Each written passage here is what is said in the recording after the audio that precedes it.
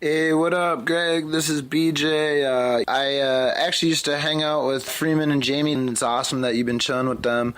Yeah, I would love to talk to you about a recent vision I had on ayahuasca involving telepathically communicating to hundreds of dragons in outer space that are shape-shifting infinite beings.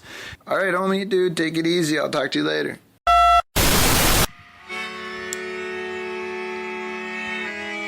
In the 1930s, President Franklin Delano Roosevelt addressed the nation through a series of radio broadcasts known as the Fireside Chats.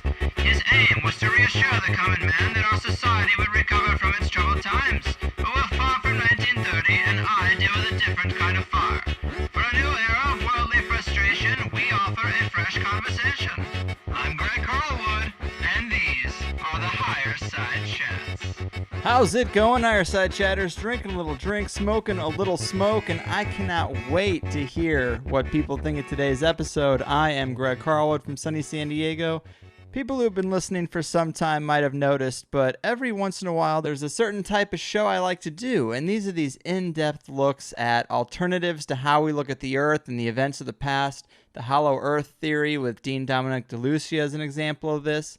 The Earth crust displacement theory with Rand Flem Oth was another one. And they're not always easy to do because they involve stepping all over conventional ideas of science and geology and everything we've been taught. Well, today is one of these types of shows that attempts to take what we've been told from the mythology of cultures all around the world and the acknowledgement that much of the elite symbolism can be traced back to Saturn, as we've explored recently, and also many other random loose ends along the way that are left by the contradictions that have cropped up between the official schools of thought and certain evidence that's been discovered along the way. It is a great show. The guest is Troy McLachlan, and we're diving into his Saturn death cult material, which is the name he gives for the elite, and we sort of gloss over the obvious connections between the elite and ritual sacrifice, child trafficking, and all the obvious reasons that a term like death cult could apply, and we focus more on trying to make a credible case for a model that allows for what is now Saturn to have once been the Earth's star, and not only that, but how a change in the environment, which introduced the new concepts of seasons and time into humanity's world, became the scapegoat and justification for the early elite priest class to form manipulative allegories around these events and also make changes to monetary systems that have been used to enslave humanity since the dawning of this proposed era. It is heavy stuff, and man is it interesting to me. Troy is a great guest who I think has a scholarly and open approach to his perspective, and I just love it. And speaking of debt-based systems of monetary enslavement that affect us all, thanks to everyone who's been signing up for the new THC Plus a little early. And for those who didn't know, the new THC Plus show is going to be streamable and downloadable from the new website built to optimize the distribution of this show, both on the web and smartphone.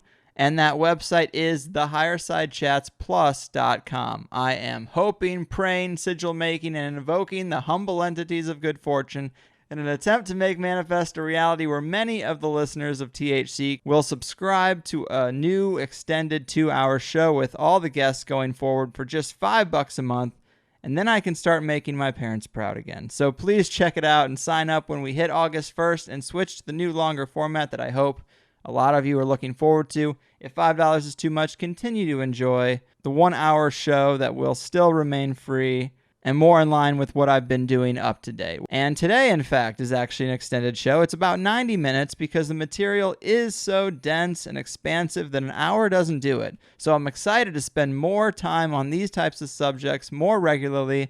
And while there are a lot of shows that do this, I hope you like the THC flavor just a little bit more. Of course, the Money Bomb is still growing strong. There will be 2 winners again with only a few days left before the winners are picked to be announced on the next 2 episodes. So get those donations in at thehighersidechats.com/donate. The last thing I want to bring up is that a lot of people have contacted me about the new theme song, and I've already gotten 3 or 4 good ones. This is very cool. Thanks so much. We heard the Let It Be cover on the last show, and I'd love people to keep sending me stuff. I think that I'm just going to cycle through them as they come in. Today I'm going to use one that I like as transition music, and maybe it will inspire some more submissions. So here we go with a solid crack at a new THC's theme song, and I'll be getting deep into what might be the most coveted secrets of the ancient past by the elitist elite with Troy McLachlan on the other side. The higher side chats is where it's at, with everything you need to know, from corruption to UFOs. Sure to grab your weed and let's look at some conspiracies on THC, the higher side chats. All right, people, we've seen the signs and they've opened up our eyes. But while many researchers are doing great work recognizing the modern incarnations of secret society symbolism and tracing their origins as far back as they can, few researchers are making any progress on the big question of why the elite put so much careful consideration and planning into their hidden in plain sight symbolism, and why, at its core, it seems to have so much to do with Saturn, a distant planet that one would think should have gone largely unnoticed in the ancient times. Well, today's guest, Troy McLachlan, puts the big unanswered why front and center in his research and has identified what he has called the Saturn death cult, which is also the name of both his book and website covering the topic. I've been diving into it for a few weeks now, and I'm really psyched to have him here. Troy, my man, how the hell are you? I'm great, Greg. Pleasure to be with you on the show. Yeah, man, this is going to be fun. I mean, it is some dense material that is completely foreign to most people, but we've had several guests recently who've kind of talked about this worship or homage of Saturn among the elites, Sure. like Mr. Gates in his audiobook Jupiter, and even Robert Morningstar mentioned that Saturn used to be more star-like. And these threads have danced around the topic, but you're going straight for the jugular here, man. And I think the best way to dive in to examine the reason for this fixation on Saturn among the elites is you got to walk us through your timeline of how you see the early solar system, because we know this symbology has something to do with hidden knowledge about the ancient past, and it seems like you might have cracked this case, right, Troy? Well, I hope so. The book that I wrote, Saturn Death Cult, is largely inspired by a theory called Saturn theory, part of the electric universe model when it comes to looking at the cosmology associated with our solar system. But basically, Saturn Death Cult introduces the radical concept that ancient world mythology is actually the human witnessed record of a massively catastrophic rearrangement of the solar system into its current configuration. A rearrangement which, from the perspective of those witnessing it on Earth, saw the planet Saturn, which at that time was a Subround dwarf star, dislodged as Earth's original sun and replaced by our current sun. Now, this catastrophic episode is often referred to as Doomsday, and the events of that time are now subsequently indelibly imprinted into the human corporate psyche, where the various archetypes at a subconscious level have in turn been exploited by certain belief systems to give credence to various control type belief systems, usually those that promote an elitist worldview. And what this relates back to in terms of how it applies today is that mythology tells us Saturn ruled in what is known as the Golden Age, and it is the desire on the part of the elites to return to a form of this Golden Age that is at the basis of their thinking. And so what I hope to do with Saturn Death Cult is raise the reader's awareness as to the connection between these Saturnian-based belief systems and the emergence, ultimately, in our day, of the current debt-based financial system, as typified by today's central banking model. Basically, something I argue is the ultimate enslavement system, where the productive majority of the Earth's population are subjected to the tyranny of an elite minority. But there are two things that make it difficult for a lot of people to first grasp these ideas, Greg. And one of them, it really is that we're talking about a complete rearrangement of the solar system within relatively recent times, within human memory.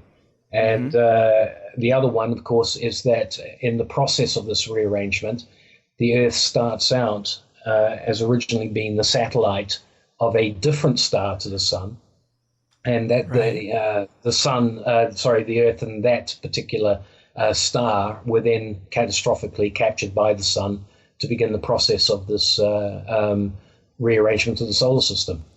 And that other star you mentioned, that's now the planet Saturn, correct? Yes, that's right. Now, Saturn is called Saturn after the mythological god, and in Saturn theory, it's argued that they are one and the same. There is detractors will say that the planets were named at a later date after gods, but the connection between the god Saturn and the planet Saturn can be established as being completely together in terms of the ancient minds. And I usually in an interview will read out a quote by probably the elder statesman of Saturn theory, a guy called Eduardo Cardona, which really should sum up what we're talking about here for your listeners. And sure. I quote now, the evidence of myth which points to Saturn having once occupied a position above Earth's north polar regions is voluminous.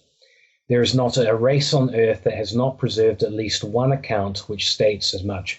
According to this evidence, Saturn occupied a central position in the north celestial regions. It rotated and rotated widely, but other than that, it was unmovable. Now, this was the original sun of ancient mythology. And because of the uniformitarian bias in science that says the solar system has basically been as it is for billions of years, a slow changing thing. Right. You know, scholars have they've recognized the association with the god Saturn with the pole star where it sits in the north today. But they've contrived to separate this idea that the ancients identified the actual planet as having been there. And this was done by a guy called John J. O'Neill about 140 years ago. And it just simply is a belief on their part that when they look up into the skies today, they can't see what the mythology is telling them. So they just discard it as being relevant to anything real that the ancients would have seen. Right. Yeah, that's a classic problem with some of this stuff. And whether you're talking about some people who go into ancient alien theory and other ideas, we're finding out that a lot of the things that they knew about, they had real reference, even though we don't see it today. And this might have been the fact that we were revolving around Saturn. So take us back to that time. I mean, how long ago was this? Are we considering there's obviously humans on the planet, but it seems like, sure. Yeah, I mean, what was life like then? Okay, so what we're basically talking about is life under a Subround dwarf star. Now, I think what we need to do is, for the benefit of the listeners, is come to an understanding of what that actually means, what a Subround dwarf star is, and how a satellite, particularly one that could support life, could exist on something like that. Now, there is a physicist who is one of the more preeminent thinkers in the electric universe paradigm, who has stated as such that if you were looking for life outside the solar system, you would probably be best looking to see if you could find it around a Subround dwarf star. Now, these Subround dwarf stars are what you call substellar objects. They sit out there in space. They don't glow like a star. Then, according to mainstream theory, they're not heavy enough to ignite the supposed nuclear furnace that drives our main sequence star, the sun. But nonetheless, so they're basically what's called a cold object, and they're very, very difficult to detect. Now, between us and the next main sequence star, we probably have a lot, anywhere between 600 to 1,000 of these things between us and them. And so therefore, what Wallace Thornhill argues is that if we went looking and applied electric universe principles to Subround dwarf stars that are much closer, what we would find is an object that has what's called a plasma sheath wrapped around it. Now, I have to just give a little bit of a lesson in the electric universe here. Yeah. Okay. Basically, electric universe works on the basis that there are electric fields in space. And when objects of a different charge move through a much more positively charged electric space, they develop what's called a Langmuir sheath or a plasma sheath around it. This is something that can be demonstrated in labs and is known to all electrical engineers. And effectively, in our own solar system, that electric field is what we call the heliosphere. All right, and it encompasses all the planets all the way out. I think the Viking probes have only just crossed the boundary now into the interstellar medium. And that is the sun's electric field. And when an object enters into that electric field that is negatively charged in relation to the sun, there will be a reaction. There will be basically a discharge event and an equalizing of that object into the sun's more dominant electric field. Mm-hmm. Now, all stellar objects in the electric universe model are effectively what you would call discharge phenomenon. And a Subround dwarf star is a much lower discharge phenomenon compared to a main sequence star like the sun. So the electric universe argues that the sun is driven from without by the galactic electric current as defined by Hannes Alfvén, the Nobel Peace Prize winning physicist during the 1930s. And that energy drives the sun, and then basically we see this discharge phenomenon like a giant light bulb stuck in the sky. A Subround dwarf star, much smaller object, doesn't glow at that level at all. However, it does produce its own heliosphere. This plasmasphere is what I'm referring to. Mm-hmm. And if you if that Subround dwarf star has rocky satellites, those satellites can exist inside that plasmasphere. Now, that plasmasphere, like the sun's heliosphere, acts like a cocoon. And what it can do is it can create an environment within the Subround dwarf star's plasmasphere that is very conducive to life, simply because there is enough warmth there, there is enough radiant energy, and basically the light is uniform on the rocky surface. Wow. It's a dull world compared to the one that we live in terms of our daylight thing, but effectively you don't get the fluctuations of day and night on a satellite that exists there. What you have is you have a condition which is kind of like an eternal twilight. Now, this is how a Subround dwarf star in the electric universe model is perceived to behave.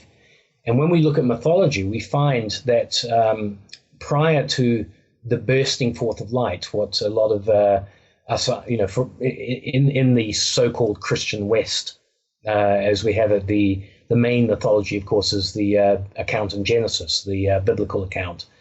And, of course, we know that moment where it says, "Let there be light," mm-hmm. heralds the beginning of so-called creation. Yeah.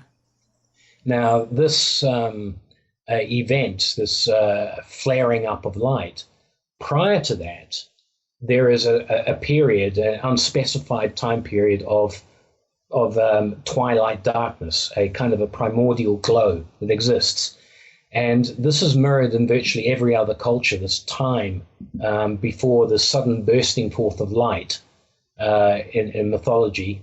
It is mirrored in other mythologies with the same conditions of eternal twilight that seems to stretch back into an unknowable past.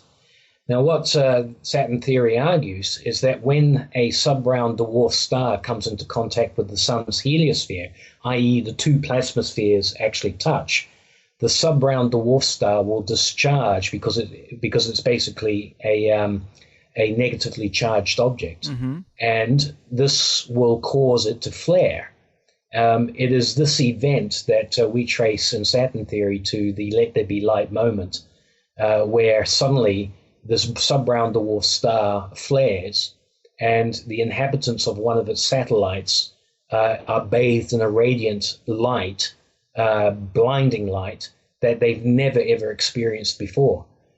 This is what mythology tells us. This is what the electric universe model can demonstrate to be possible when a Subround dwarf star comes into the sun's influence. Interesting. So, in your research on the website, is this the time, this twilight time, the period you call the purple dawn?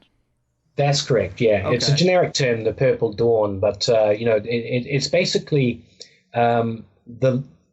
if you have a T-class Subround dwarf star, they don't give off the ultraviolet and green light that the sun we see gives off. And what you get is light more in the blue and red spectrums. As a result of that, you get a world which is predominantly would be bathed in a purple hue, sort of a reddish blue hue throughout that sort of has a dull glow. Effectively, to get a sense of the light, I always tell people the best place to get a sense of this would be to dive down to about 15 meters under the ocean, open your eyes in a clear piece of ocean, and just get a sense of how murky and dim it would be. That's the kind of light that we're talking about. That would have, that basically would be put out by a Subround dwarf star. Now, what I think let people get an idea of what we're talking about here. Okay, a Subround dwarf star is an object that is not much bigger than the planet Jupiter. Okay, now Jupiter itself has 4 terrestrial satellites, rocky satellites going around it. It has its own, what mainstream science calls its radiation field. That is Jupiter's plasmasphere in the electric universe paradigm. And these 4 satellites, these 4 rocky satellites, one of which is almost the size of Mars, all exist within that radiation sphere that Jupiter emits today. So that if Jupiter were at the Subround dwarf level, and there's every reason to believe it once was a Subround dwarf of some type, then its radiation sphere is its plasma sphere, and it's got 4 rocky planets orbiting within that cocoon. So to help people picture that, just think of Jupiter in that sense. We're arguing that Saturn was a free-floating example of exactly this, a Subround dwarf star. We argue that before contact with the sun's plasmasphere, its own plasmasphere, that Saturn's plasmasphere, was opaque and didn't allow light to get in from the outside. So whatever rocky bodies were on the inside had no perception of anything that was outside their own experience under Saturn. Mm-hmm. Now this correlates perfectly even with the biblical model, where I think it is the 3rd day. Correct me if I'm wrong. It might be the 3rd or the 4th day, when the sun and the stars are actually seen. Mm-hmm. According to that. Now, if you're talking about a Subround dwarf star undergoing a discharge event, going nova-like on contact with a higher electric field, that plasmasphere would equalize and would become transparent. So you would get a flaring effect that would bathe the terrestrial body inside in brilliant light. When that light settles down as the Subround dwarf star equalizes, the opaque plasmasphere has been made transparent, and suddenly the whole of the cosmos is now able to be seen. And again, this correlates very nicely with the mythological record, where in many of the cultures, and I'm talking about all around the world, not just the Western traditions and so on, the sun is a non-existent sun, then it is a distant sun before it finally comes into its place of prominence. In the meantime, Saturn has flared, and then over a period of time it loses its position as the dominant object in the Earth's sky. Wow. See, this is really interesting, but how long do these changes take to occur? Because we are so used to this paradigm that it takes millions and billions of years for change to occur, and that, life can't exist if the temperature were to raise 10 degrees or lower 10 degrees. Apparently, we're made to think that we're in this very slim sliver of possibility where life could exist. And to hear that celestial bodies are bouncing around all over the place, it seems so foreign from the traditional concept. Sure. The uniformitarian prejudice that there is in science, the idea that things only change over gradual, extended periods of times, it's the dominant train of thought, right? And this mitigates strenuously against it. Saturn theory is largely born out of comparative mythology. It is the electric universe model that has developed after comparative mythologists started looking and saying, hey, the ancients saw a different sky, but that's impossible. They couldn't have. All right. So what was it about the ancient sky that they saw? It must have been that they, usually it's discarded as overactive imaginations, ritualistic concerns and things like that. But the electric universe paradigm gives a model whereby suddenly you are no longer hemmed in or held to the ground, so to speak, by a gravity-only driven universe. Suddenly there's this other force out there that is transmitted by plasma, which is the most ubiquitous substance in the universe. And these electrical and electromagnetic forces override gravity in the process and provide a model for sudden changes. Now, the father of this kind of thought is a guy called Immanuel Velikovsky, and he pioneered this sort of work in a book called Worlds in Collision back in the 1950s. And he was absolutely eviscerated by the mainstream scientific community. Mm-hmm. It didn't matter that a lot of his predictions, which were poo-pooed at the time, were have subsequently been he's been exonerated by them coming true. I think probably the most famous one was his prediction that Jupiter would emit radio waves. This is because Velikovsky sensed that for things to happen according to mythology, there had to be an electrical component to the forces that govern the solar system. And so, in his day, the solar system was this inert system held entirely by gravity. You couldn't get electrical potentials, in space. And this has turned out to not be true. Of course, it's never acknowledged that he was the one who came up with that. He made a lot of mistakes, but being a pioneer, that's exactly what happens. Right. But the mainstream approach to him is no different than as if we completely rejected Galileo because he made the mistake of identifying Saturn's rings as two moons. Right. And we say, right, okay, well, we have nothing more to do with his ideas. This electric universe model is super interesting because this kind of touches on people who know the Tesla story. It seems like what he was touching on, because he would say that electricity is everywhere, that it's in the air, that our universe is made up of it. And sure. As opposed to the other side where Edison wanted to charge money for it and considered it not so prevalent of a resource that had to travel through these wires that he could meter and charge for. But is this related to what Tesla was trying to talk about at all? Undoubtedly. Probably the more poignant scientist to be talking about in relation to that is a guy called Kristian Birkeland.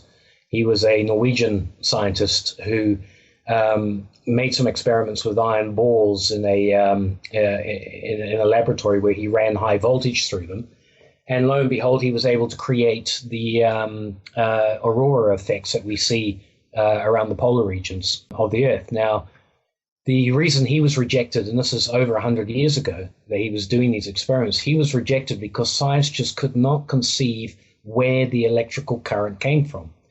And, it's one of those things, Greg, where in terms of basic science, we have what's called a dynamo model for the Earth, where it's believed that somehow a molten iron core is spinning enough to create the electrical current that drives our magnetic field. Now, everybody who's done a bit of science knows that magnetism is a result of electrical current. It's not a natural occurring thing unless there is an electrical current. So if you have a magnetic field, there either is an existing electrical current or there was once upon a time an electrical current, and that's produced the magnetic fields, because that's how we create a magnet out of a nail. We wrap it around a wire, run an electrical current through it, and suddenly it becomes magnetic. The same thing with the Earth. Now, what Birkeland and Tesla largely discovered independent of each other, without really knowing the full effect, is that the sun puts out this electrical field, and that currents go from the sun's southern pole to the Earth's southern pole, through the Earth, and then arcs back again through the Earth's north pole to the sun's north pole, and the cycle completes. It's basically a circuit, and this circuit is what we call Birkeland currents, and is now starting to be recognized. People are starting to understand it exists. They know it exists between Jupiter and Io, one of its moons. They're fully aware of it being there. But it would take a few years before Hannes Alfvén, the Nobel Peace Prize winner that I mentioned before, would develop his model called the electric galactical circuit, in which the whole galaxy is really a giant unipolar electric motor. And basically where we are in one of the spirals of that arm is, within that whole massively huge electrical flow that is generated by the galaxy. Man, this is like, new science 101. It's totally different. Don't take this to your mainstream guys. To them, there's a black hole at the center of the galaxy. For electric universe people, it's a unipolar motor.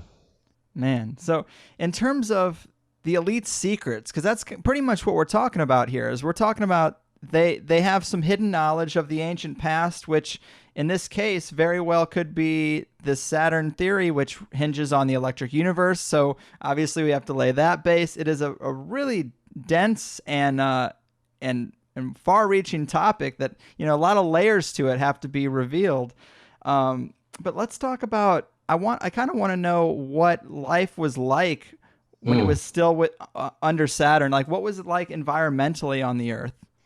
Okay, this is actually my favorite topic in terms of the research and so on, okay, because Perfect. You're talking about life under a sub-brown dwarf star. So let's, for argument's sake, say we've accepted that Earth began under a sub-brown dwarf star before its capture by the sun. What kind of environment? First of all, we have to get the configuration right. One of the things within Saturn theory, there are competing ideas for how satellites under a sub-brown dwarf would behave. Mythology tells us that Saturn resided north, that basically where we see the pole star today was always the position where Saturn was, this dull glow, this orb that existed up there. Would you say it was about the size of the moon, or larger or smaller? What, Saturn at that time? Yeah. Oh, much larger. Much larger. Yeah, but you see, if you were outside of the plasmasphere, okay, you would, and you were looking at this object in infrared, it would be hard to actually see inside the plasmasphere in the same way it's hard to see from the inside out. And so the object would look a lot bigger than its actual core is. But the core of Saturn at that time would be probably about a third larger than it is today. So a bit bigger than Jupiter is today that we see it. And if you're going to have an object that size residing as a dull glowing disk at celestial north, all right, this is not magnetic north, it's not geometric north or anything. It's actually celestial north, as I say, where today we see the pole star roughly. If you're going to have that, there are only two configurations you can have. One is called phase lock, and that's like the moon, the same the moon's relationship to the Earth that we have. The same face of the moon always faces the Earth. All right, so that the moon revolves in relation to the sun, but it doesn't revolve in relation to us. We see the same side the whole time. This is called phase lock. as opposed to like the Earth, which spins on its axis while it is rotating around the sun. But the moon is an example of phase lock. And for many people in Saturn theory, this is their solution for why the Earth saw Saturn in the North Celestial regions when it was a satellite of Saturn. I favor another one, which is championed by Eduardo Cardona, which is what's called the polar alignment or the polar configuration. And what that is that the idea that Saturn is rotating on its axis, the Earth is rotating on its axis, and there is an axial alignment. Imagine like the axle of two wheels linking the two planets. Okay, yeah. So effectively, Earth is dangling underneath Saturn, where both are spinning on their axis, but they're kept in that kind of stasis with each other. And subsequently, anybody on Earth would see Saturn always at its celestial north. If you were from Saturn's perspective, you would see Earth always in Saturn's celestial south. Huh? Would that make the poles warm? It would. Yes, it certainly would. Because there is ancient stories of the poles having like greenery and all that kind of stuff up there. That might be an explanation. Well, not only is the celestial north identified as the abode of gods, but the navel of the Earth, the contact with the abode of the gods, is always placed in the north, whatever culture you're involved in. This is a very common thing, particularly, obviously, Nordic cultures have it big time. But, in Greek culture, it's the Mount Olympus. The Chinese have it with their god whose name escapes me, Tong, the Yellow Emperor, as he's known. There's always this association with the far north. And the far north is often associated with kind of the origin of paradise, if you know what I mean. So yes, if you have a configuration, and of course for many people, the idea of polar configured celestial bodies is an absolute aberration in terms of Newtonian mechanics. But in a recent book, along with a co-author, we've put out a paper that shows that actually in the universe as it is, what we see polar aligned bodies all over the place. It's just knowing what to look for. And we're talking about Herbig-Hara objects, which people can look up and go and see what they're about. But the point is that, yes, there is a physics for polar alignment, even if we haven't seen two actual planetary bodies engaged in that.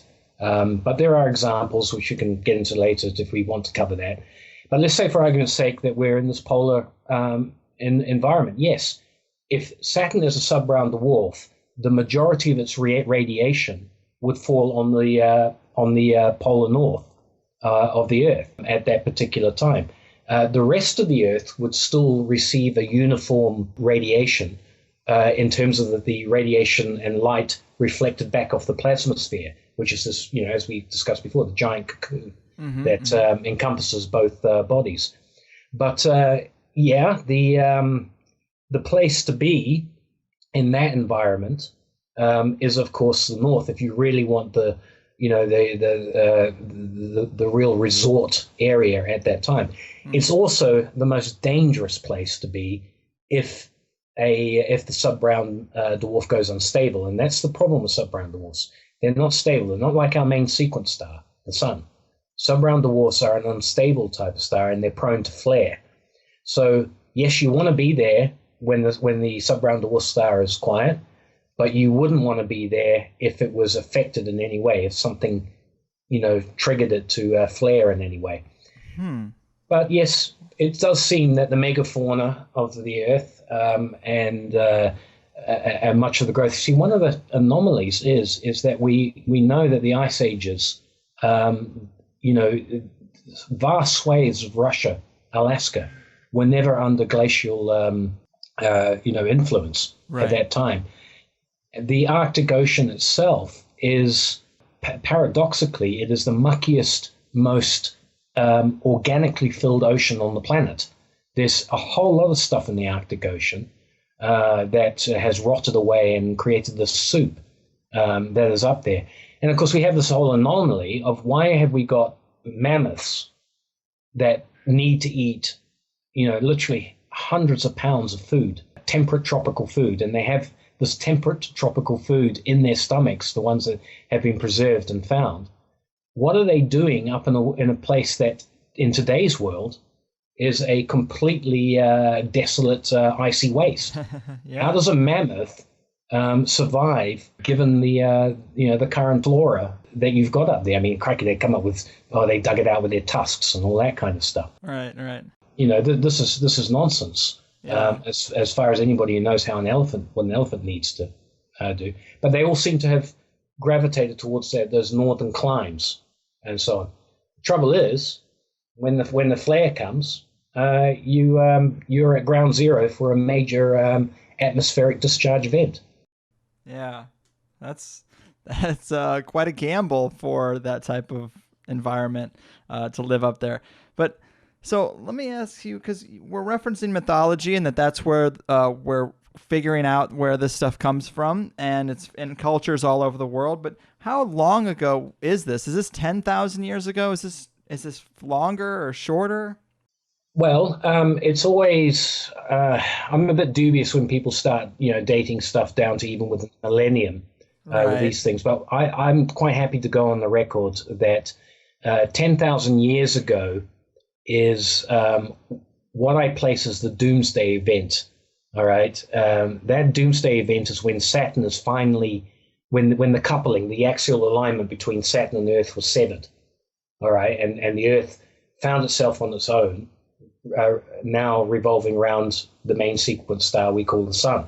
All right, and Saturn is lost, is banished to the outer realms. Now, I put that event at around about 10,000 years ago. The beginning of what we call the Golden Age. In other words, that event marks the end of the Golden Age. So the Golden Age, probably I believe, is a period anywhere between 1,000 and 5,000 years long. All right. Now that age represents the period of capture when the Subround dwarf star called that is to become Saturn is being captured by the Sun, still maintains its relationship with the Earth. And is sort of discharging, flaring, and creating this this glow on the Earth that, coupled with the Sun, introduces this brand new era, this entirely new environment for humans to experience. That golden age exists about give or take 1,000 to 6,000 years. It's unclear as to how long that lasted. Prior to that, so getting on, let's say, 16,000 years ago, all right, prior to that is what we call the Purple Dawn era, this era that we refer to as when the Earth was entirely alone in its relationship to Saturn. There was no Sun. Now, this coincides with extinction events with the megafauna, as they're called, the giant mammals that we see. Mm-hmm. And this brings up another aspect, Greg, in terms of life on an Earth-sized body under a Subround dwarf star. In the electric universe, gravity is an electrostatic phenomenon. It's not just simply mass and weight. This is complete heresy in mainstream science, so don't take it to your university professors or anything like that. But nonetheless, that's what the electric universe model stipulates as it is. As a result of that, it can be said that Earth under Saturn would have had a completely different gravity, a much less gravity. And it is this less gravity that allowed for mega-sized creatures, mega-sized flora to start existing. Dinosaurs and stuff too, I'm sure, right? Well, yes, because what you get, remember I told you a Subround dwarf star is a very variable, it has a tendency to flare and so on, all right? Mm-hmm. If you go back through time into this Purple Dawn time, and almost without exception, you find that all these creatures have a tendency towards nocturnal living. All right, it's one of those things that doesn't make much sense. On the Earth when you look at the way that they're constructed and what their eyesight and smell and so on is like. A lot of these creatures, including the dinosaurs, are best suited to a nocturnal environment. Now, if this Subround dwarf star is having periodic flare-ups. In other words, while it's drifting out there alone in space, it's meeting other objects, electrically speaking, and it has flare-ups, then you are going to get changes in gravity. And it seems that as the gravity changes and gets, it gets heavier, you get extinction events. And if there's one thing that you can actually correlate down through the line, it's sort of like bigger becomes smaller over time. Each extinction event sees the bigger creatures go, followed by another extinction level event where the next lot of big creatures, but slightly smaller, they go, right down to our mammoths, right down to all those mammalian megafauna that we've seen, that we date at roughly between 10,000 and 20,000 years ago in terms of their extinction events. Wow. So we're arguing for the idea that there's been an attenuation of gravity in terms of Earth's relationship to Saturn. And now that we've entered into the relationship with the sun, we're at the gravity we're at this moment. And that's why dinosaurs and huge creatures like that just simply wouldn't survive in the world that we have today. They're too heavy to support themselves. Mm-hmm. Yeah, there's also a lot of researchers that are finding skeletons of human-like giants that also could play into that, because that's an unexplained thing too. A lot of people give credit to the Nephilim or some type of alien race, but it could have just been humans from this time where we were in the Purple Dawnish era. Yes, the human species was definitely much more robust in earlier times, even going back to what used to be called Cro-Magnon man and such. They were a much more robust species and so on. But it comes back down to that whole sort of debate. Why, when size is such a winning ticket, when to be big, to be the biggest, was evolutionary, speaking, the big thing. Why are we not seeing that happen today? Why are we not seeing a growth towards size, particularly in land-based creatures? It's a disturbing problem for many of the people who, they're discovering even bigger dinosaurs almost every year. There's a new one that's even bigger than the last one. And, it was sort of like about 3-4 decades ago, we reached the point where scientists understood that particularly the dinosaur types that fly, that this, in the current environment we have now, if that's what they lived in when they were alive, they just couldn't do what they seem to be designed to do. They literally would have collapsed under the pressure of their own weight. Yeah, that's interesting, man. So you mentioned this golden age. Is this in mythology a time where they're talking about the Garden of Eden, like where life is flourishing? Because it seems to be like that's a big part that people talk about in all their ideas of this past time. There seems to be something there. Yeah. Well, you see, Saturn is the word that we use it's a generic term. It's actually the Romans' term for the Greeks called their god Kronos. It's where we get time from, chronology and such like that. I've got a list somewhere around here of all the different cultures' names for their version of Saturn. All right. So what you have all these cultures that have a version of Saturn, and their version of Saturn always presides over a life-giving epoch, this time of lack of want. All right. So Saturn is associated with bringing forth light, bringing forth creation, creating a world that was an earthly paradise for people to exist. Mm-hmm. He also becomes the Merchant of Doom, the Slayer, the Great Reaper, the Grim Reaper. Saturn is associated with a scythe, which is where we get our Grim Reaper archetype from, in terms of modern mythology. And that is because what he created, he also took away when he died, when he was ousted from his throne. All right. And that period when Saturn ruled, depending on whatever culture you go to, is recognized as, that was the time you wanted to live in. That was the time you wanted to exist. And subsequent to that time, with the Doomsday Event, most cultures have developed, a variant, a benevolent and a malevolent variant of the idea. What can we do to bring back, to recapture that time of lack of want, that earthly paradise? Mm-hmm. And, for what I would call the benevolent types, particularly in what I refer to in Saturn Death Cult as the Silver Age, where priesthoods first started to codify laws and so on, the idea was to create, a society that observed certain laws and to the benefit of all. And primary to that, of course, is the idea that weights and measures are all equal, that you don't apply different weights and measures to different people. Everybody gets to operate off the same weights and measures. Okay. The malevolent variation of that says, hey, no, I want that lifestyle in the golden age, and the best way to get it is to get everybody else to do the work. All right? And how am I going to get all these people to do this? Because, if I try the tough guy route, get a bunch of thugs, eventually they overthrow you. They rise up because you need a majority to support a minority who wants to live in the sort of golden age type lifestyle.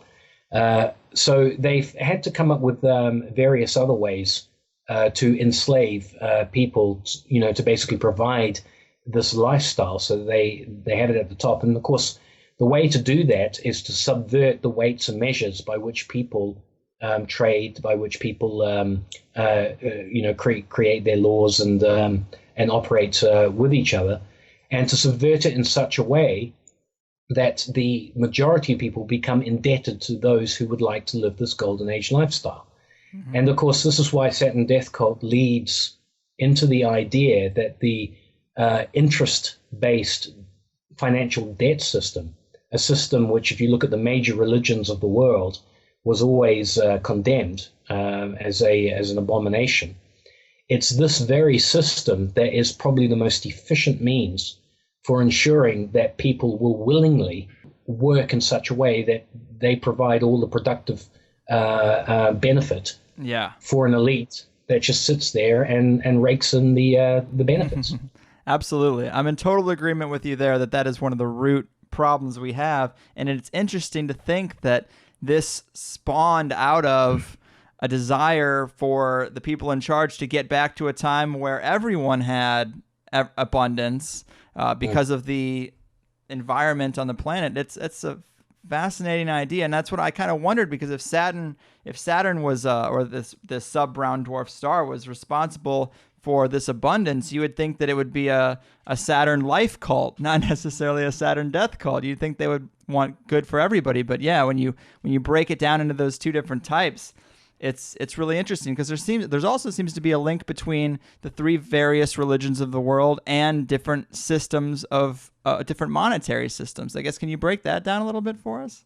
Yeah, it's the elite, whatever it is when it comes to Saturn, even if they themselves knew this theory that I'm espousing and such, which I doubt many of them do, all they know is that in the time of Saturn it was wonderful, and they're gonna get a piece of that for themselves at the expense of all of us. But this is where it's so important to understand that when Saturn, it's not like they're going to drag a sub-brown dwarf and place it up at the north again, and we're going to go back to that. Right. They're just after a lifestyle. Yes. All right. Okay. So the resource, rather than a sub-brown dwarf providing it for us, the Saturn, their resource becomes the rest of us.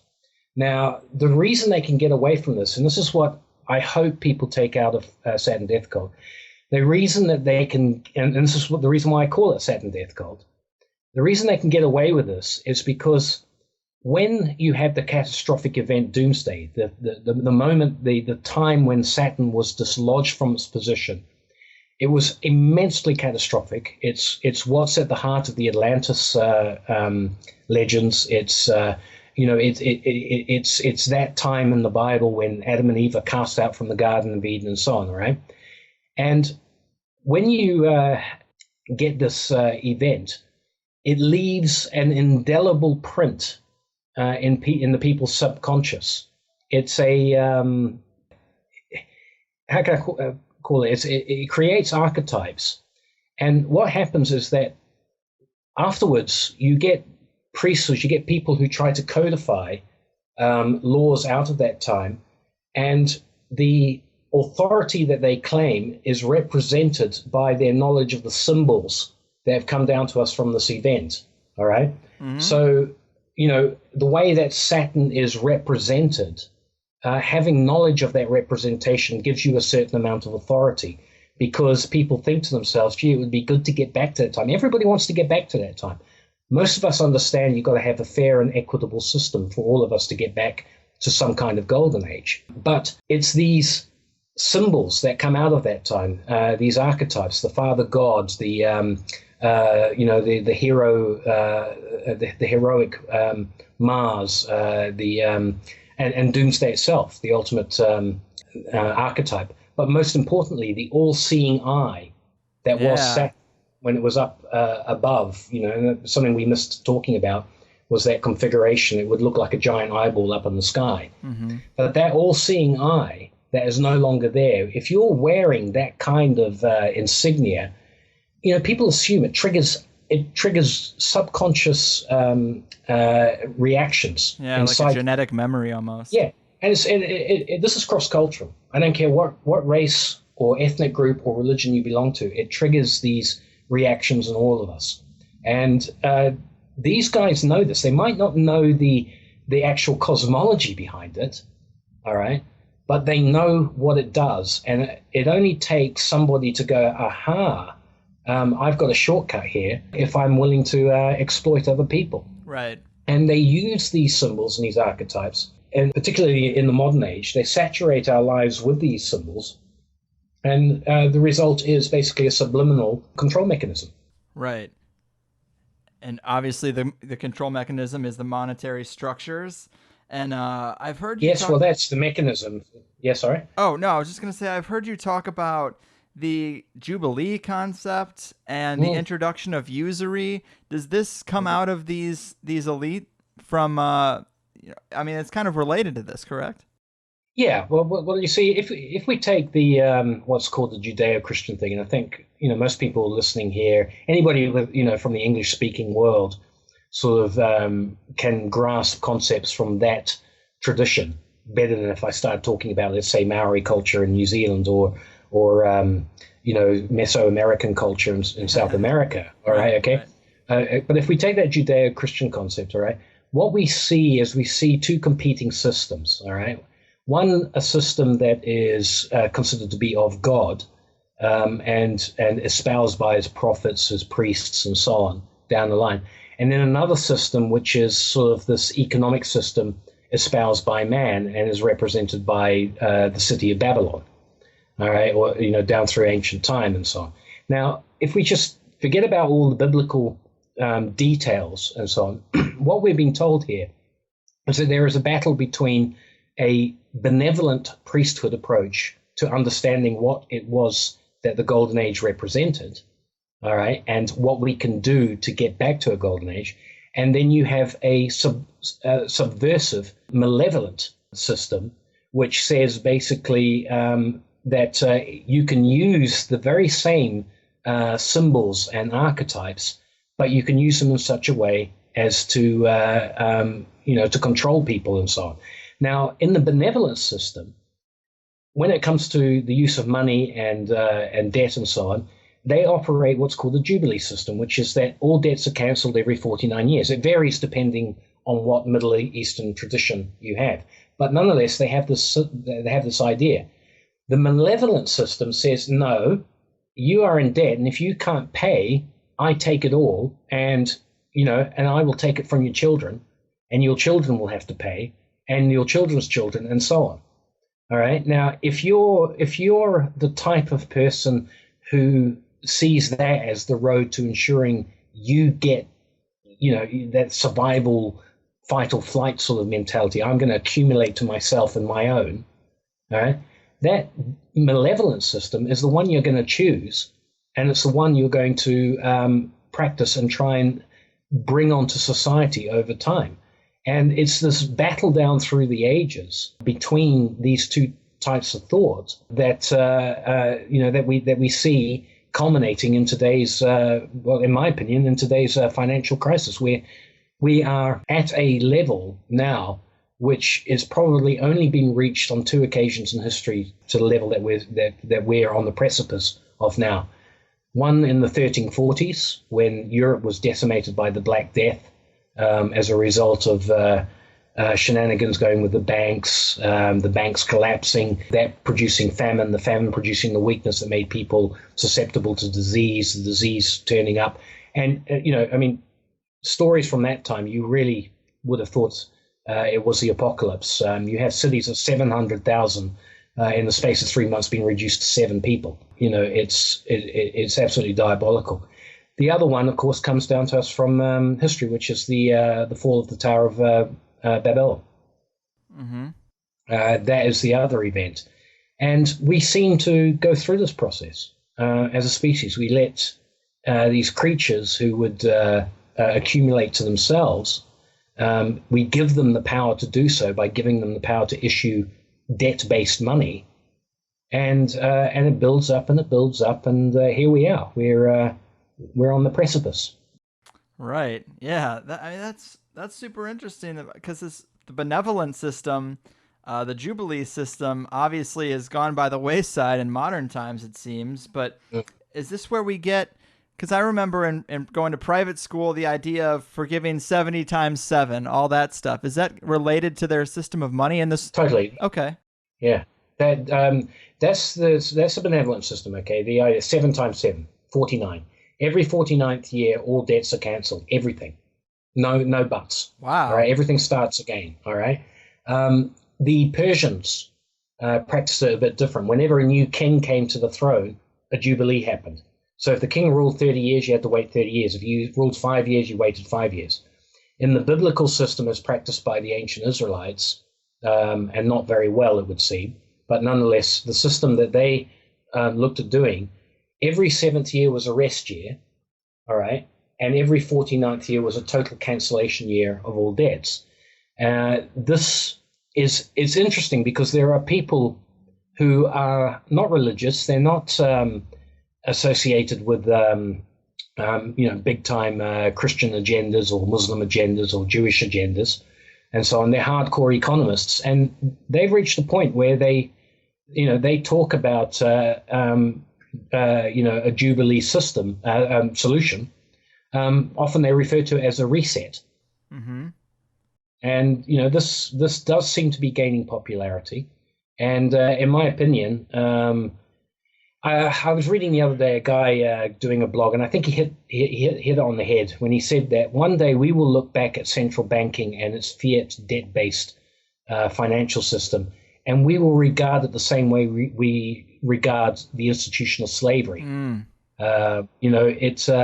We will look back on it and just wonder what the hell were those people doing, allowing these guys to run a system that indebted the world to the detriment of the vast majority. Right. It's quite incredible. And the debt-based system is bad enough considering, the money is being made in the hands of a few, but then you introduce interest or usury, and people are supposed to pay back more than they received. Well, they can't print their own money, so where does that money come from? It's a system where you can never fully escape the debt. That's right. Yeah. I mean, it is the interest. It is the usurious element that makes it debt-based. And, I've often said to people, and you may have heard me sort of bang on about this in other interviews or something, along those lines. But, if somebody came to you and said, look, I've got these 10 things, I'm going to lend them to you. There's only 10 of them in the world. But at the end of the year, you're going to have to give them back. But I want 11 of them. Right. And if you don't give me 11, I'm going to take your house. I'm going to take everything. All right. Right. You would say, yeah, thanks, but no thanks. Mm-hmm. All right. Well, in very simplistic terms, that's the con that we're under with central banking. That's what they did at the Jekyll Island when they instituted the Federal Reserve in America. It's how the Bank of England was set up. Wherever you see this model, that's what it is in its simplistic form. It's not run that way because they finance the ability to pay back the debt with more debt. And so the national debt increases. That's why we have these ridiculously astronomical national debts plaguing us at this time. It's just purely because they just keep financing the debt to get us more and more in debt as we go along. And, that's where we're at, things today. And it's interesting to think that the monetary system spawned out of a change in the environment, because it's like whether we were in the cocoon of this sub-brown dwarf star or revolving around our current sun, couldn't you implement the same type of control regardless? No, you couldn't, because so this is what's important to understand. All right, when you're in the Purple Dawn era, what happens is you have no reference to celestial objects, so there's no concept of time in such an environment. Nothing revolves around anything. You can't march. You can't create, understand time. You can maybe do so at a very limited basis at a local level, but you can't sort of say to somebody, "Look, I'll see you in 5 days' time." All right, no reference. There aren't any days' time or anything like that. Okay, you don't have that capacity. Now, that's how the Purple Dawn thing happens. But the thing is that you still have an environment, and this is getting back to our Earth at that time. You have an environment that is basically a one-season environment. So you have a perpetual harvest going on, okay? And nobody can institute a system of enslavement on people when they can just simply move away and get food. Yeah. They don't have to worry about shelter because it's a very benign environment. There's very little wind and so on and that. But, you can't sort of, say that. When you get to the Golden Age, where the Saturn flares up and the sun makes its appearance and starts to encroach on Saturn's territory and knocks it out. But during that time, you still have vestiges of this one-season world. But also with the sun's warming rays coming in and so on, you still have this situation where food is abundant. You're not going to be able to blackmail people on the basis that that there is a scarcity of food. Okay, and so what happens though is that because the cosmos has now been revealed at large, they can see the sun, they can see the stars, they have the full zodiac points of the of the constellations and so on like that. All this stuff allows people to create the concept of time. And with the concept of time, with measure, and that's why the Greeks that's why Saturn in the Greek, in most cultures, he's called the father of time, the god of time. Time is a measure, and once you start being able to measure things, you have the ability to create civilization. You move from just existing day to day and feeding yourself on what's available to this existence where you can measure, you can explore, you can map, you can survey your land, but you still lack for want. You've got food wherever you need it. There's no sort of shortage. However, when Saturn leaves the scene and is replaced by the sun, we enter into a seasonal world, and I think the Bible best sums it up when it talks about by the sweat of your brow will you make the earth yield its fruits. All right. So suddenly you've got to actually make an effort to get the fruits out of land, because for 6 months of the year nothing's growing. All right. Yeah. And with the introduction of that, you get the introduction of scarcity, and where you've got scarcity, you've got the potential for exploitation. Wow, that is a great explanation. It's so weird to think about, because I think about all the frustrating things of our modern society, and to think it would be rooted in that environmental change is just pretty new to me. It's pretty mind-blowing, man. Well, again, it comes back to that whole thing.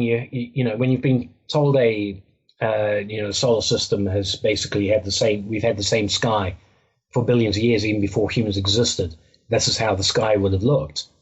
the idea that you have a catastrophic rearrangement of the of the planets in general, the idea that not only is there a rearrangement, but Saturn and Earth are actually interlopers. They're aliens coming in and being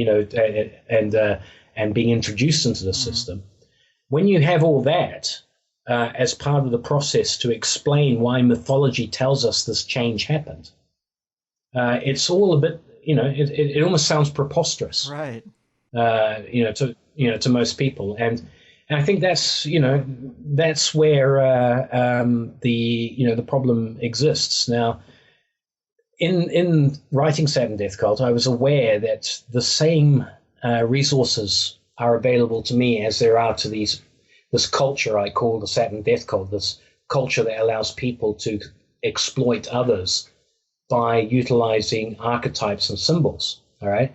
And it's one of those things that I found, while it's a highly niche topic, by introducing these ideas, I also have those archetypes and symbols at my disposal. And it's funny because you're presenting the same symbols but with a different explanation. And, it's my opinion that the result is that this tends to, I hear terms like, hey, it resonates with me, and it's all that. To me, it is just purely and simply that the archetypes are being triggered in your subconscious, but you're being presented with a way of thinking about them that has a natural explanation, rather than the way that some of the more nefarious examples, the more degenerative examples, or the ones that go down the ritualistic route, present these very same symbols. And I think that appeals to people who, at least to people who aren't psychopaths. Yeah, man. I wanted to ask you a little bit more about these two financial systems, because, of course, today we're dominated by the fractional reserve banking system. Is there any more details you have about the competition between these two systems? When did the benevolent system kind of disappear? Well, the benevolent system disappears, I believe, around about 600 BC, whereby it's, you really have to dig deep into, whichever text of whichever culture you're into. In the Judeo-Christian world, of course, we've got our biblical references, and the Muslim world also takes most of its, it's mostly informed from those very same references. Buddhism, Hinduism, Confucianism in China and so on also makes references to these kinds of systems where an interest-bearing system, money system, is decried. And it's there in the texts, but what happens is that you get a symbiosis develop between people who want to exploit the system by subverting the measure that is money, because that's what people have to understand. Money is a measure. It measures the work done. If we say something it costs $1, we're saying it's $1's worth of work has been put into that service or that good, and that's the measure of it. Okay, so if you subvert the measure, you basically control how the measure is pays out. You get to control the dividend, and because the temples of the ancient priesthoods were the source of how these weights and measures were allocated and how they were defined. We have to remember that Moses, the lawgiver in the Bible, was highly focused on weights and measures in terms of how he envisaged the ancient Israelite society to work. And the same through many of the traditions in the other cultures, you get this idea. Now, if you subvert the temple, where the priests who are responsible for that, if you go in and start subverting the temple in terms of subverting these weights and measures, then you can hide behind their credibility, this credibility that we're talking, this legitimacy that comes from them being associated with these archetypes that are drawn from the Golden Age. And for anybody who wants to see how this mechanism works, and I have to recommend Joseph P. Farrell's book, Babylon's Banksters. He outlines the way through society. This is an ongoing thing. There is this thing where the temples are subverted, the temples issue money, gold comes in against the money to back the money, the receipts against the gold are forged, then the gold becomes the means of exchange, and then the gold itself is then replaced by fiat, down through later on, which is then entirely controlled by these people operating behind the temple. There's a reason the central banks all exist in buildings that look like temples. It's part of their heritage. Yeah. This is where it all stems from. So, well, I don't want to get too racy, but, you hear in the conspiracy world, the Jewish banking conspiracy is a big one. And there are stereotypes that apply to that faith, or those people that are usually involving money and being miserly and that kind of thing. Is this rooted in the introduction of usury and interest in ancient times? No, it's actually more a modern thing, and it's a very unfortunate result. I mean, I'm of Scottish heritage, and we have our miserly stereotype and all that sort of thing. But what's been placed on the Jewish sort of idea, and just as a comment on that, I've looked into the idea that it's dominated by Jews, and yes, you see Jewish people at the top. But when I looked closely into it, there's just as many white Anglo-Saxon Protestants, WASPs, involved in this game as anybody else. In other words, it seems to me that whatever your ethnic background, everybody's susceptible to the love of money, and they go with it. The problem for the Jewish situation is that in the Bible under Moses, when it comes to lending money, there's basically a law that says you shall not lend at interest, but you can lend at interest to the foreigner. Okay? All right. So if a foreigner comes in and wants to borrow money from you, you can lend at interest to them. Now, the problem with this is that it's a misunderstanding of what the law is trying to actually say. What it's saying is that the Israelites are supposed to have a non-interest money-based system.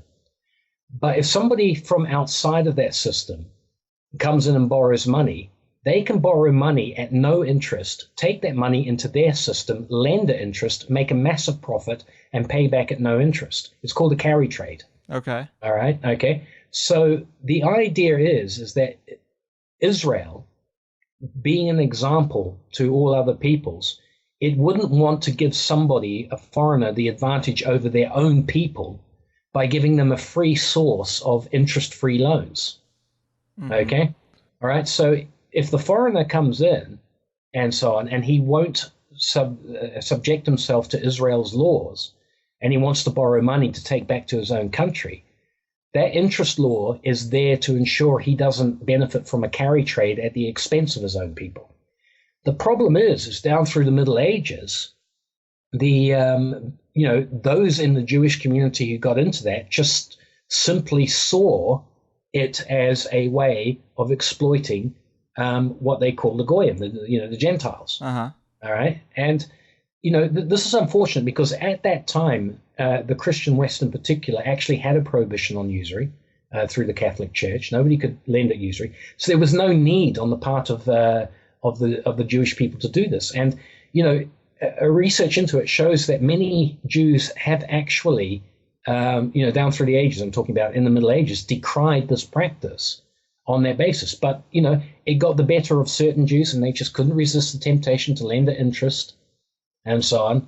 And, and so subsequently the reputation in times of dire need, particularly the 1340s and so on, introduces a stereotype where people go, hey, it's the Jews' fault. But, if you go and look back at the 1340s, it weren't Jewish banks that were that created the situation in that collapse. These were Christian banking organizations. And, but unfortunately, it has stuck with that particular ethnic group. Now, the name Rothschild is always thrown up. And in Saturn Death Cult, anybody who reads Saturn Death Cult can see where I'm alluding to the Rothschild influence and so on down through things. The Rothschilds happen to be Jewish. They're not banking stalwarts because they're Jewish. they happen to be Jewish, Right. because the Rockefellers are not Jewish, and they're another lot that are dragged in on the, the whole sort of conspiracy side of things. Yes, the conspiracy, in my opinion, exists. It exists in a very nasty way, but it's a red herring, to go entirely down the Jewish line, because there are just as many goyim out there who are quite happy to get in on the act. And that's a fair point. I mean, of course, no entire group of people is responsible for the acts of one member of their particular group or a small number of members. But it is weird that the themes of money and religion are so more connected than we give them credit for in modern times. And why shouldn't they be? Because they're probably the two most useful tools of control. So why wouldn't groups of people use both tools to reap the biggest rewards? Well, you see, when you write a book called Saturn Death Cult, something that sounds incredibly lurid, okay? Yeah. People obviously are expecting. I get a lot of people who say, where are the stories about satanic ritual sacrifice? All this sort of stuff. Where's the reference to the devil? Or this kind of thing. And I should say to anybody who's out there is in doubt, I personally, at a personal level, class myself a Christian, but my understanding is it is not the devil that is the root of all evil. It is the love of money that is designated as the root of all evil when it comes to biblical stuff. Whatever anybody's concept of a devil, of anybody's concept of a Satan is or whatever, it's actually he will exploit money more than whatever power he's supposed to have, if you know what I mean. Yeah. In other words, what I'm saying is that the love of money is actually identified as the root cause for all the problems that we have. And in that term, the love of money means the love of accumulating via debt. All right? Right. If you love money, you're never going to release somebody. You're never going to give forgiveness, in a Christian sense. And, this is what I think. It's a wonderful solution for me because it crosses all religious boundaries. It crosses all cultural boundaries. It crosses all racial boundaries. Right. It's a logic anybody can see. Yeah, I'm with you there. I think that's a good approach and a good philosophy. So knowing what you know about the elite and this hidden history of the solar system and finance and Saturn, can you extrapolate any information on what the elite are planning for the future or how exactly they're trying to shape the next few years? Any ideas? Yeah, sure. Well, quite obviously, the adoption of the evolutionary idea, in the modern age, it basically means that the elite are planning the next evolutionary step. And instead of it coming through a messiah or a god or anything like that, some people will throw up Luciferianism or Illuminism as a credo behind all this. But effectively, what we're talking about is an evolutionary step facilitated by our own technological know-how and our own technical abilities.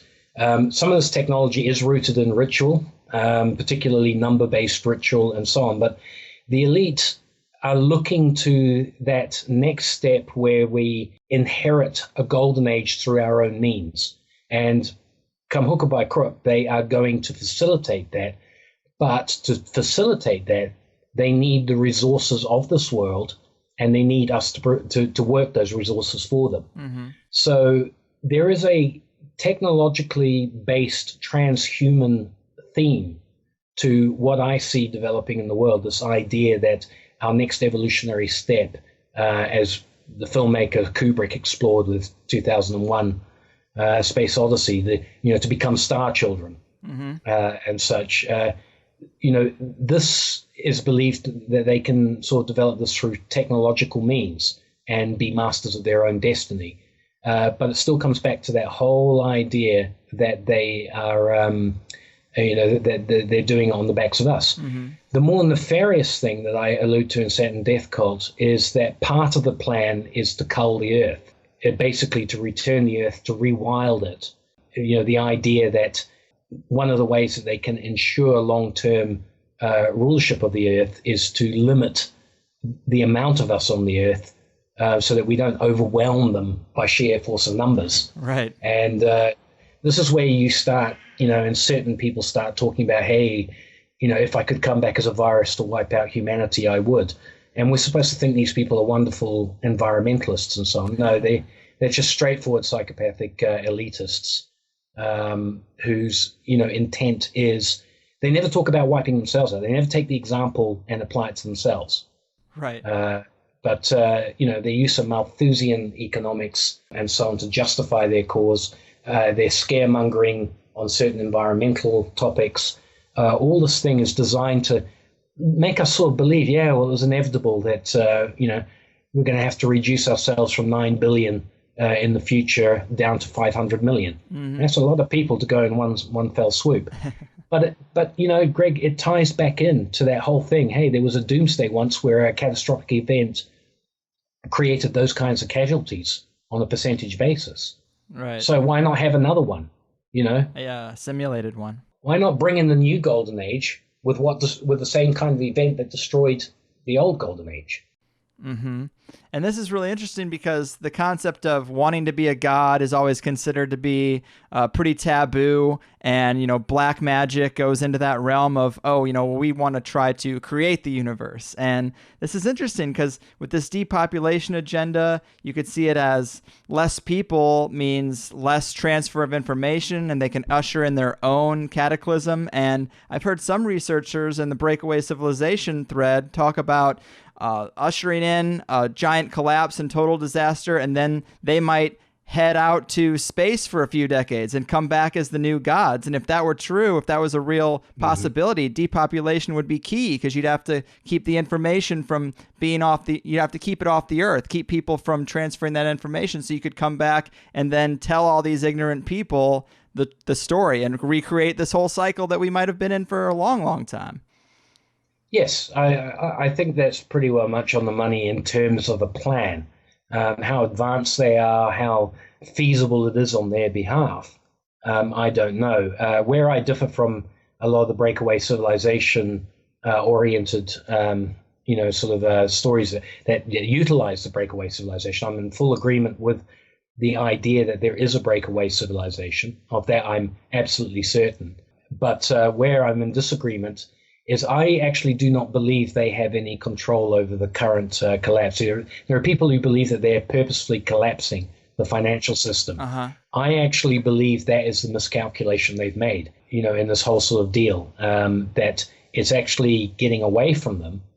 And the reason that I believe that is because, I've developed a sort of an understanding, particularly through the writings of Joseph P. Farrell and so on, that there is a third influence in the world that is what you would call the Nazi International, the vestiges of that power base that was defeated supposedly in the Second World War, but has become a suprastate existence in the world.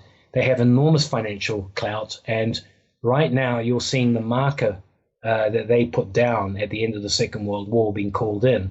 And this is why you have all these bailouts going on and so on. The Anglo-American banking elite are in an absolute panic. And basically, there is a growing influence. And, I've been on the record as far back as 2011 saying this, but coming out of China, coming out of Russia, there seems to be a